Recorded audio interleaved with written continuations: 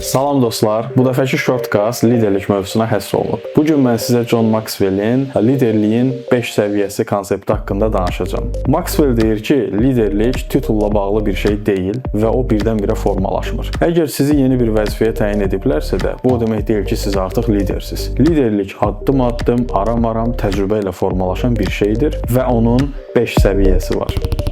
Birinci səviyyə position adlanır, yəni vəzifə. Bu o deməkdir ki, insanlar sizə ona görə tabe olurlar ki, bu onların vəzifə öhdəliyidir. Çünki siz rəhbərsiniz. İkinci mərhələ permission, yəni icazə, razılıq adlanır. İnsanlar sizi ona görə izləyirlər ki, çünki sizlə işləmək insanlar üçün xoşdur. Üçüncü səviyyə production, yəni nəticə və ya məhsuldarlıq adlanır. İnsanlar sizə ona görə tabe olurlar ki, onlar sizin rəhbərliyiniz altında nəticələrin daha da yaxşılaşdığını müşahidə edirlər. Həm komanda səviyyəsində, həm individual səviyyədə siz insanların performansına müsbət toxunuşlar edirsiniz. Dördüncü səviyyə people development, yəni insan yetişdirmək, lider yetişdirməklə bağlı olan bir mərhələdir. Burada insanlar sizi ona görə izləyirlər ki, siz onların şəxsi inkişafına zaman ayırırsınız. Siz tək onları texniki olaraq inkişaf etdirmirsiniz və eyni zamanda yeni liderləri öz şirkətinizə, təşkilatınıza qazandırmış olursunuz. Və nəhayət 5-ci pinnacle, yəni zirvə adlanır. Burada siz artıq nüfuzlu, təsir gücü böyük olan bir lidersiniz və insanlar sizə çox hörmət edirlər. İnsanlar sizi məhz siz olduğunuz üçün izləyirlər. Maxwell'in mesajı budur ki,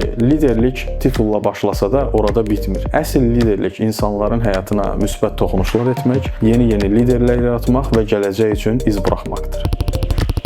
Gəlin sonda liderliyin bu 5 səviyyəsini bir piramida kimi təsəvvür edək. Əgər siz komanda idarə edirsinizsə də, bu və ya digər şəkildə liderlik etmək imkanına maliksinizsə də, bu piramidanın hansı səviyyəsində olduğunuzu özünüz müəyyən edin və bir sonraki səviyyəyə necə qalxacağınızı planlayın. Sağ olun, salamat qalın.